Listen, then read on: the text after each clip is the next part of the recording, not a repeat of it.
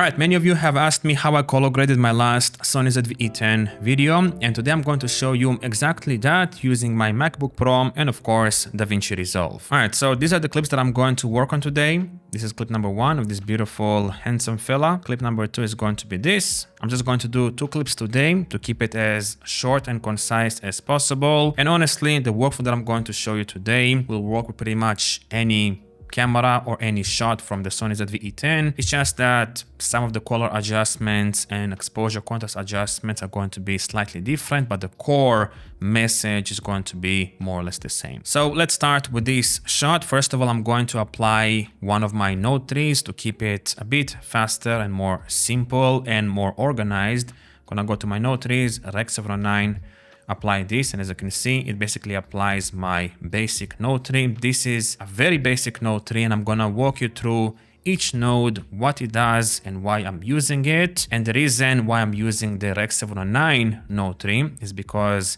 the input device transform node in here is set to Rec. 709, and the reason I set it to Rec. 709, the reason I'm using the Rec. 709 with the Sony ZV-E10 footage is even though I am filming in S-Log2, I do set my color mode to ITU 709 matrix, which basically does the conversion from S-Log2 to Rec. 709 directly in camera, which means I need to treat the ZV-E10 clips as Rec. 709 clips. Now for the output color space, I'm using Davinci wide gamut intermediate because this is the widest color space available within Davinci Resolve, which allows you to work in a very wide dynamic range, wide color space, so you can push your image a lot. And most importantly, the adjustments that you're going to make are going to be very gradual and not intense, which is very important, especially with 8-bit Sony cameras like the ZV-E10. Now for the output device transform, I am going from Davinci wide gamut intermediate back to Rec. 709 because I am going to display this footage on a Rec. 709 display in the end, but I'm using Rec. 709 type A as my output gamma because I'm viewing this on my MacBook Pro, which is basically Rec. 709 type A. But if you're using an external monitor, or if your monitor is calibrated to something else, you'll have to choose one of these different gamma profiles. Usually it's 2.2, gamma 2.2 or gamma 2.4, but because I'm using again a Mac display to view the footage, I'm gonna choose Rec. 709 type A. And another important thing, especially for the beginners who don't really know a lot when color grading inside Davinci Resolve, you want to make the bulk of the adjustments in between these nodes. So in between these nodes, this is the input device transform node and output device transform node is where the Davinci wide gamut color space is. After this node, you are in the Rec. 709 color space, which is much narrower, has narrower dynamic range and color information. So you want to make the bulk of the adjustments in here, not before this node. Sometimes you'll do it before if you want to add noise reduction, for example, but usually it's in between. At least the bulk, the majority of the adjustments like exposure adjustments, contrast adjustments, or heavy color adjustments, white balance, and stuff like that. All right, the first node in here is noise reduction, and honestly, this shot is pretty clean. I did overexpose it by about a stop, I would say. So I'm not going to apply any noise reduction in here. It looks fairly clean, especially my subject. So I'm going to leave it as is, but maybe later on, once I'm going to push the image around, I'll have to apply some noise reduction, so I am going to leave it. Next, I am going to adjust my exposure. First, I'm going to switch to the waveform to see how my image is exposed. And because I overexposed this shot, I am going to slightly reduce the exposure. I usually use the HDR wheels to do that, but you can also use the offset wheel in the primaries. I prefer the HDR wheels because the exposure adjustments are a bit more gradual than with the offset wheel in the color wheels or primaries. So let me go down and I'm going to eyeball it while looking also at the waveform in here. Let's go to like -0.3. And once I'm also going to add contrast, I am going to probably readjust everything. This is why I keep every node, every adjustment on a node separated to keep everything organized. So in case if I need to readjust something, I don't have to look through the nodes. I know what each node is doing and I can quickly come back and readjust something if necessary. All right, next I'm going to adjust the contrast. And recently by watching one of Kazi videos, I hope I pronounce the name right, I learned that you should lock the middle gray when adjusting contrast, which is a pretty good tip. I didn't really know that. So as far as I understand, middle gray for Davinci wide gamut intermediate is 0.335. I don't know exactly if what I'm saying is correct. Let me know down below if it is, but as far as I've experimented with it, it delivers fantastic results. It basically locks the middle of the image and you only adjust the brightest parts and also the darkest parts of the image, which is something that you want if you have a subject like we have in here. So I'm just going to lock the pivot in here to 0.335 again and just adjust the contrast. Add the contrast until I'm happy. Let's go way too much and then go back. Usually somewhere between 1.25 to 1.35 works the best.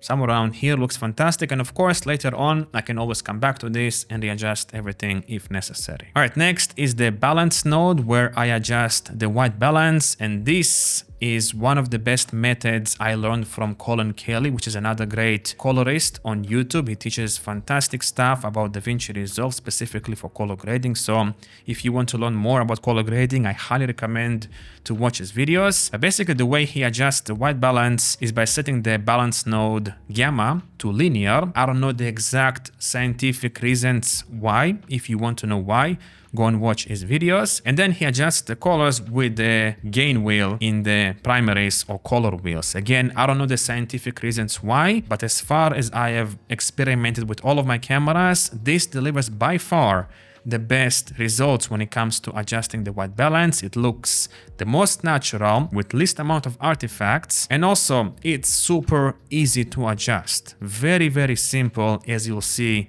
right now. So by eyeballing this shot, I can see that it's a bit red, probably from the ND filter I used, and also a bit too yellow. So I am going to reduce the reduce the red, and then introduce some blue. As simple as that. Then play with this. Now it's a bit too green. Something like this looks fantastic. And it was what, like 10 seconds of an adjustment, and I was eyeballing everything. Also, I look at the waveform. Now it looks much cleaner, especially the color of the ship.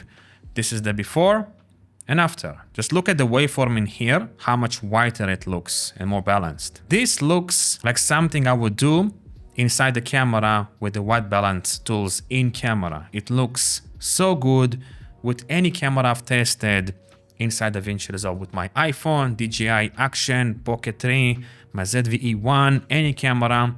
This is the best way, in my opinion, to adjust the white balance inside Davinci Resolve. Once my white balance is set, now I can adjust the saturation. It's already by default set to 1.1 in here with my node trim, and I'm using the color slice page to adjust the saturation. And the reason for that, as I always say in my color grading videos, is because I want to only adjust the colors, as you can see, and not really touch the contrast or exposure. Whereas with, like, if I go here and adjust the saturation in here, you see it looks way different. It adds way too much contrast compared to the tool in the color slice page. So I'm gonna put it to like 1.2, yeah, something like that. And later on, of course, I can always come back to it and readjust it if necessary. All right, next I have here the skin node where I usually adjust the skin tones, but here we don't have any skin tones. But I am going to use this node a bit later to adjust some of the colors. So for now, I'm just going to leave it as is. Here is where I usually add power windows to attack specific points in the frame. And honestly, here everything looks good because the lighting was kind of complementing. I don't really have to do too much, but I kind of want to add a vignette around the ship. So let's do that. It's pretty simple. I'm going to go to my power window 1, select my windows, select a circular window, and basically draw a window around the ship. Increase the softness, basically to make it a bit more gradual. And then I'm going to invert the mask because I want to only adjust everything outside of my selection, outside of my subject, basically. Then I'm gonna go to my color wheels and maybe slightly reduce the gamma. Maybe something like this. Let me close this 1 second to make it a bit more visible. And this is the before and after, just to add a bit more vignette around the ship to make it pop a bit more, you know, from the frame. All right, finally, I am going to use my favorite plugin for color grading, and it's called Dehancer. And they did send me this plugin completely for free around a year ago or something like that to review with Final Cut Pro back when I was still using Final Cut Pro. But honestly, even if they didn't send me this plugin, I would still buy it because it saves me so much time and it's so easy to use. I do have experience when it comes to color grading, but not this much of technical experience to replicate specific film emulations and stuff like that. And also, it just saves me so much time. I would rather pay the money and get through my shots super quickly, and the results are phenomenal, as you will see. Yes, this plugin is very expensive. It's like $450. But if you're gonna use my code ROMA10, I believe, in the description box below, it's gonna give you a 10% discount. And they also have like a light version, which has the most essential tools of Dehancer, but it's cheaper. It's $200 with a 10% discount. It's gonna be what, $190, $180.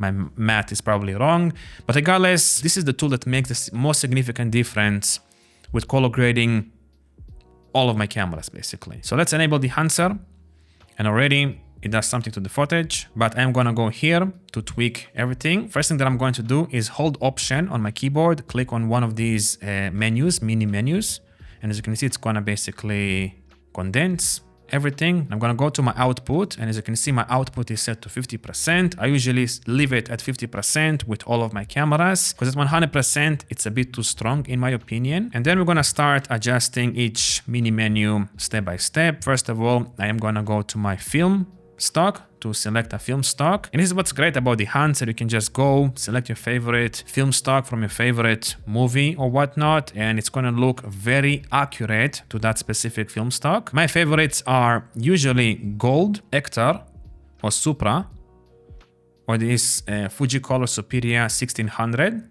I think for this one, I am going to use the gold one. It looks fantastic. And you can also adjust in here the push-pull EV, which as far as I know, it adjusts the exposure and slight color of the film. I don't know the exact scientific stuff of how it does it. And I'm going to push it to slightly warmer colors.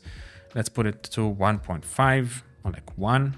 But one thing that I can see is that once I apply this Dehancer plugin, it slightly reduced the exposure of my shot. So I'm gonna go here in the input page and slightly increase the exposure to my liking, which is about 0.4, something like that. Now it looks much better. I'm going to go to the film developer, and here I usually adjust the saturation more if necessary. Let's keep it to like 35. Then film compression is something that I always use on all of my shots. This basically compresses the highlights, which is something film cameras do naturally. As you can see, if I'm gonna zoom in here to the beautiful model in here and click on and off, just look at this hair in here, how it compresses beautifully the highlights. But I feel like this is a bit too strong, so I'm going to reduce the impact to, let's say, 40. Let's do before and after.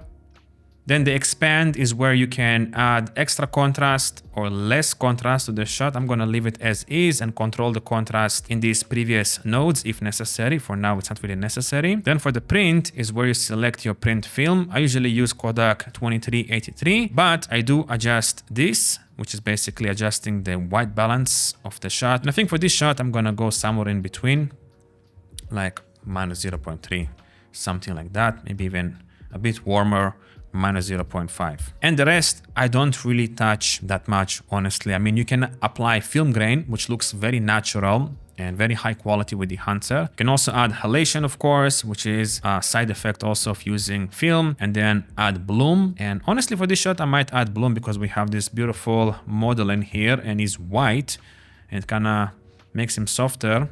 Look, he looks now like an angel basically. So I'm gonna use like the 65 preset. I usually use the presets because it's a bit more simpler, but I am going to reduce it slightly, the amplification.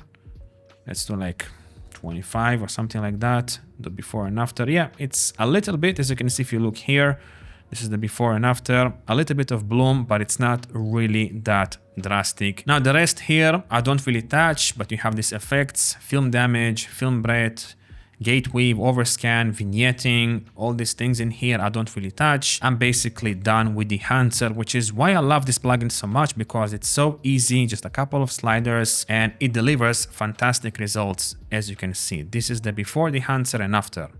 Looks very natural, very beautiful and it's super easy and quick to use. Now, just to make a couple of extra tweaks to make this shot even better, I am going to come back to my skin node, remember this node, and I am going to adjust these colors in here, like the yellows, oranges, the blues, and the greens, just to make the shot pop a bit more. And for that, I'm gonna go to the color slice page because I love how everything is laid out in your face, basically. The hue adjustment, the luminance adjustment, and the saturation adjustment. Whereas, for example, with the curves, with the hue versus hue curves, hue versus saturation, you have to switch between the pages, which takes a bit longer than the color slice where everything is beautifully laid out for you. And also you can click in here and see what each of these squares or colors affect in your frame. So for example, this is the reds in this frame, and I'm gonna start adjusting them a little bit, maybe warm them up towards orange just slightly. Remember, this is 8-bit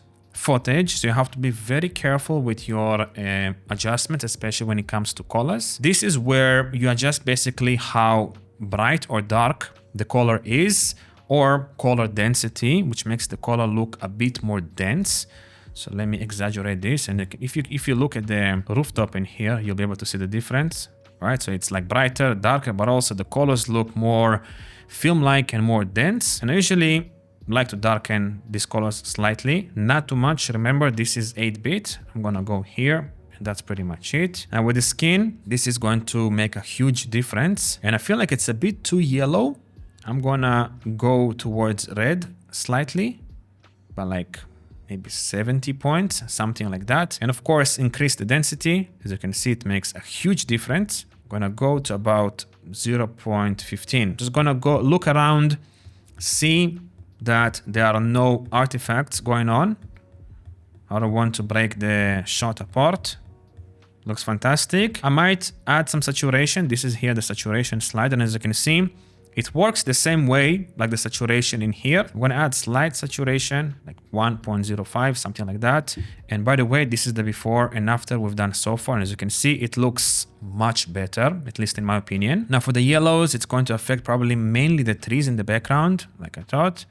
I'm going to warm them up slightly, like 0.18, and then I'm going to increase the density again slightly, not too much, and maybe slightly reduce the saturation. Greens are the same, mainly the trees.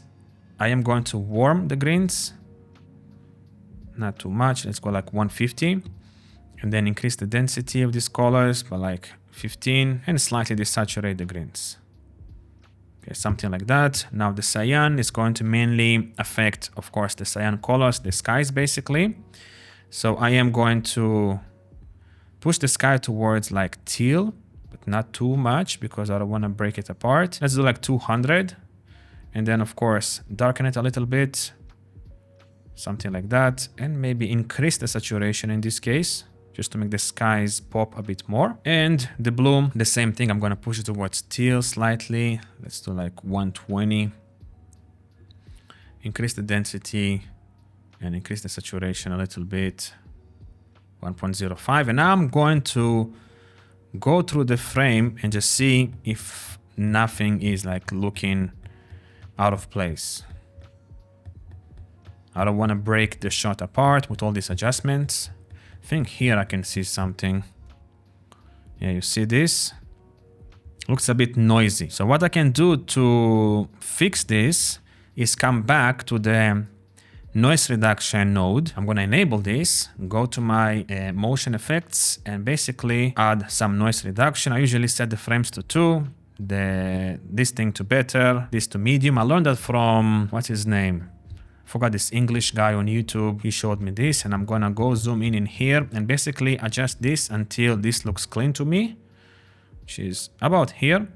Let's do like 5 just to be safe. As you can see, it's a big difference, right? It cleans up all these artifacts in here. And by the way, this is not paid. This is built in to Davinci Resolve. I'm not sure if it is available in the free version. I have the studio version. And I'm also gonna use the special noise reduction. I set it to enhanced, medium, and also add probably like 5 with this. And look how much cleaner now the sky looks in here. Now, if I'm gonna play this back, it's gonna stutter like crazy. As you can see here, I'm like dropping frames. And to avoid this, you can right click on the node, node cache, and turn it on, but make sure your playback render cache is set to user, and I'll just wait until this turns blue, and then it's gonna play back smoothly because Davinci is basically going to render it for you in the background. All right, as you can see, this node turned blue, and now if I'm going to play back the clip, playing it perfectly fine. And of course you can enable and disable it to see the difference. This is before and after, before and after. Let me zoom in a bit more so you can see the artifacts in here. Before and after, before and after. Now I'm going to do a couple of minor tweaks in here. First of all, I feel like this shot is a bit dark. So let me increase the exposure slightly by like 5 points, 0.5 points or 0.05 points, sorry. And I feel like also it's a bit too red. This in here is a bit too red. So I'm gonna come back to my skin node and slightly reduce the hue here to make it a bit more yellow, but not too much. Something like this. I also might increase the contrast in here. Let's put it like 1.36. And honestly, I think I'm done. I'm very happy with these results, especially considering that this comes from the Sony ZV-E10, which uses a sensor from like 2016 or 17 or something like that.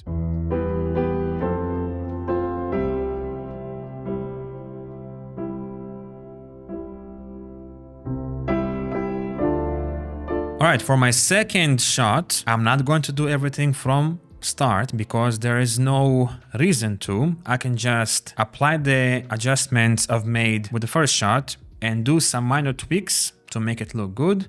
So let's do that. I'm just going to select this shot and then middle mouse click on the first shot and boom, it already looks fantastic. I am going to disable the noise reduction because here I don't think we need that. And if I'm gonna watch the video, it's a bit dark, right? And the skin tones look a bit off in here, especially with this guy. So I'm gonna go to my exposure node, increase the exposure to about here. This looks fantastic. And also slightly reduce the contrast, maybe like 1.325, just to make it a bit more soft in the shadows. And I'm going to stop here with this guy. Maybe something like this, right? I'm gonna zoom in, go to my skin node and just adjust the skin tones. I feel like his lips are way too magenta. His skin is also a bit too red. So I'm gonna go here, just remove the red slightly, right? Maybe desaturate these colors as well because it's a bit too saturated. And the lips here, I'm gonna warm them up. So as you can see, if I'm going to select this, it's mainly going to target these red colors. So I usually push these reds towards like warmer colors to make it a bit more beautiful, a bit more complementing basically. And as you can see now, it looks much better. Like if I turn this on and off, I mean, it is a bit dark. So I am going to reduce the density here to about here and also this. But the skin tones just looks a bit cleaner than before. And honestly, there's nothing that much else that I can do to this shot. I can still manipulate some colors, but the results already look fantastic. And this is usually how I work. I just copy paste, readjust some minor things and then just move on with my work. So as you can see, it's fairly simple to get good results with the ZV-E10 if you know what you're doing and if you have fantastic tools like Dehancer, which I highly recommend by the way, or of course you can use one of my LUTs for the Sony ZV-E10. They're not going to be as good as Dehancer because I'm not as professional as the developers from Dehancer, but they're gonna give you great results for a much cheaper price. I'm selling them for $10. Or of course, if you don't want to pay anything and you're using Davinci Resolve, you can use the film look creator, which is completely free, but again, it's not as good as the Dehancer or something like Film Convert. Anyways, if you have any questions or comments, let me know down below, and I guess I'll see you in the next video. For the next one, I'm going to do a full tutorial on how I get cinematic footage with the iPhone 16 Pro Max. So if you have something specific in mind that you want me to explain, let me also know down below. And yeah, see you on my next video. Thanks for watching.